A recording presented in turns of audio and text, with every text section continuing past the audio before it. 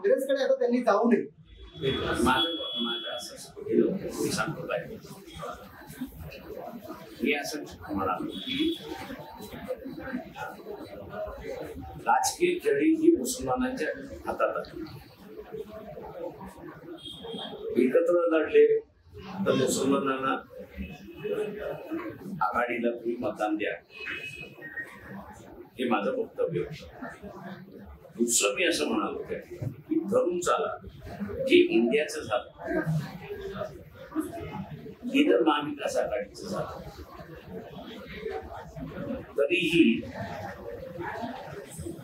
राजकारण जे आहे ते तुमच्या हातात आहे. आणि त्याचं कारण असं की बीजेपीने मुसलमानाकडे बघायचंच नाही असं ठरवलेलं आहे. तो ब्लॅकआउटच केलेला आहे. त्याच्यामुळे मुसलमानाला दुसरीकडे जाण्याची असणारी जी काही संधी होती ती संधी बीजेपीनेच बंद केली अशी असणारी परिस्थिती. त्याच्यामुळे असं आता त्यांच्याकडे सेक्युलर पार्टीज कडे जाण्याचा मार्ग राहिलेला आहे.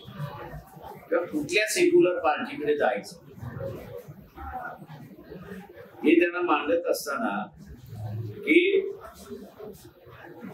काँग्रेस वेगळी लढली, एनसीपी वेगळी लढली, शिवसेना उद्धव ठाकरे वेगळी लढली आणि वंचित वेगळी लढली, तर धर्माचं राजकारण संपलं.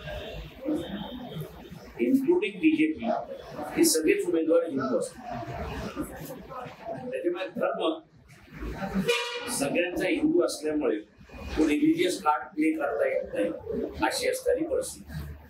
मग काय होणार तिथे, तर समाजाचं राजकारण सुरुवात होतं.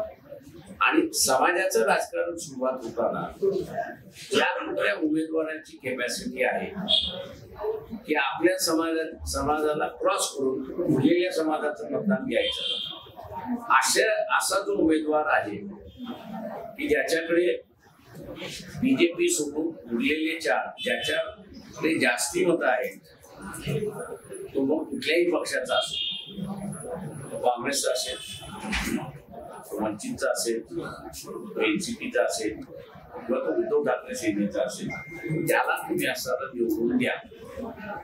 त्याला मुसलमानांची मतं मोठ्या संख्येने आहे आणि ती मतं ज्याच्याकडे जास्ती आहे त्याच्याकडे टीड झाली तर तो उमेदवार बीजेपीला फाईट करू शकतो अशी असणारी परिस्थिती. हा सल्ला मी त्यांना सोडला काल दिला.